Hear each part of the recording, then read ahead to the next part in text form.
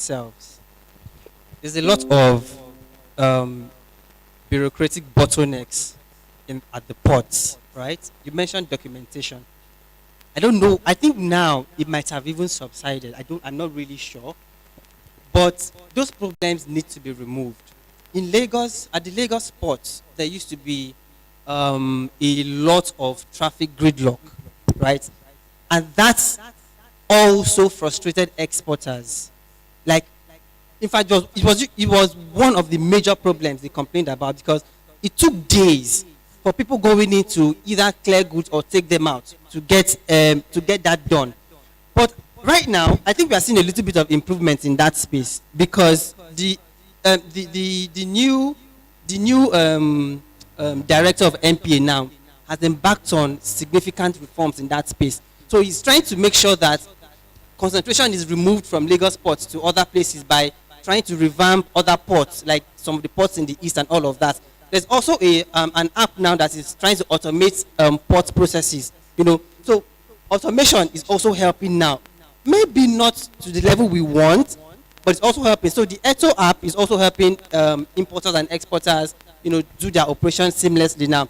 So I would like to, talking about getting FX, I would say that policies like the CBN policies, like the RT $200 billion initiative from the CBN, should be plugged into, and also that should also be aggressively implemented, because when you do that, so that policy basically aims to boost non-oil exports, right? In addition to that, the government is also saying that CBN is also saying that we want to establish export terminals in different states. What that would do is it will remove all the concentration from most of the ports to those areas. So if you want to export anything, you need to go to those export terminals and just do it, seamlessly. So yes, the problems are there, but I also want to say that there's been some level of improvement. Thank you very much. I have just 5 minutes on this panel session. I want to have a few questions and contributions from the audience. But before that, this last question, I think that was last year or earlier this year, that we had this $20 limit, international payment limits on our Naira cards. And this has affected a lot of businesses, small businesses. People are unable to pay for services for foreign companies. People are unable to buy basic things that they need online that are not here in Nigeria. And this has really made, that made it more difficult for entrepreneurs, including small business owners, to do business. Of course, that involve international payments. So what recommendations would you propose to solve this problem? Especially because it is more expensive to get, alternatives such as dollar cards and all of that. And we already have an environment that's not very conducive to business. Mr. Fishade. We are in a society where you want to beat your child and tell the child not to cry. That's exactly what the Nigerian government has always tried to do. All the factors, the insecurity, the bad governance, and even the multiple exchange rate system they have created, which causes a lot of round tripping and all of these things, has made the value of our currency to fall in comparison to dollar.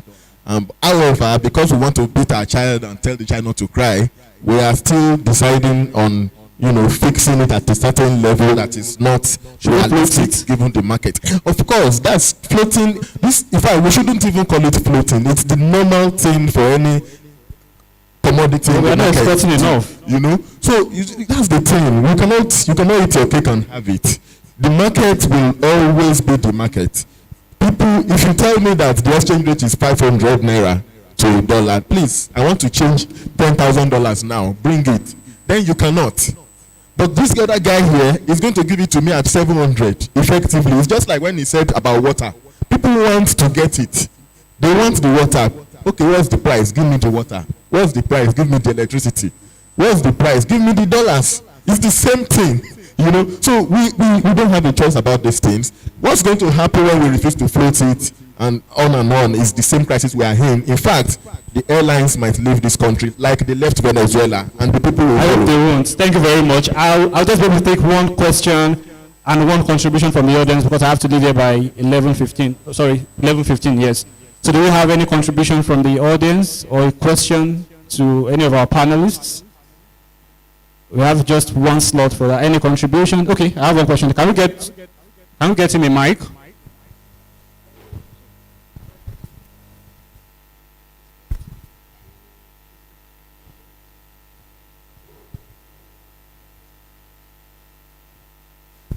Good morning, everybody. Well, I think one of the major problems we have about everything we've been talking about all days still goes but two problems: leadership and power supply. I think those are the two major problems that we have. In terms of leadership, I believe I've seen enough in this country to believe that anytime the government actually wants to do something that will benefit them, regardless of the policy or whatever, they enforce it. I think we've seen that. I think during the NSAS, we had a lot of things that they actually enforced. They enforced it and made sure that yes, they did it regardless of how we feel.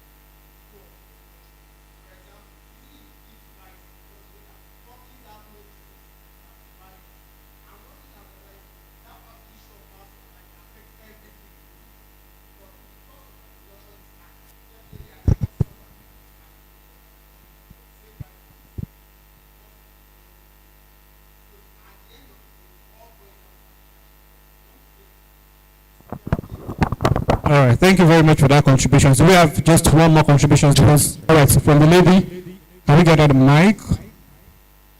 Just 1 minute because I have to leave here now. Yeah, my own contribution is, well, part of individual policy.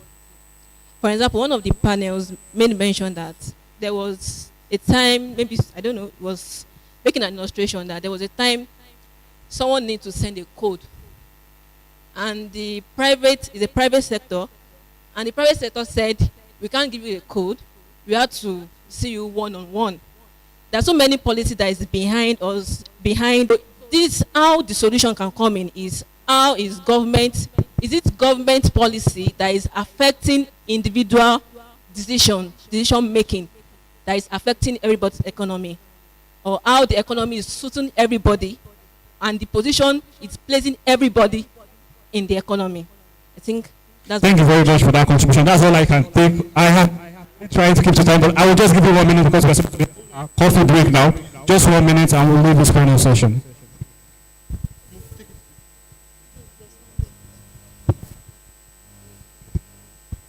All right, good morning, everyone. I have a contribution. What I want to say is that the advantage that the government has over the citizen is the fact that we Nigerians, we are standalone citizens.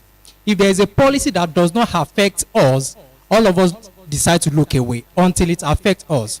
For instance, there was a time that the government had to shut down the Twitter for a period of time. All right, at that time, it actually didn't affect me because actually I don't have a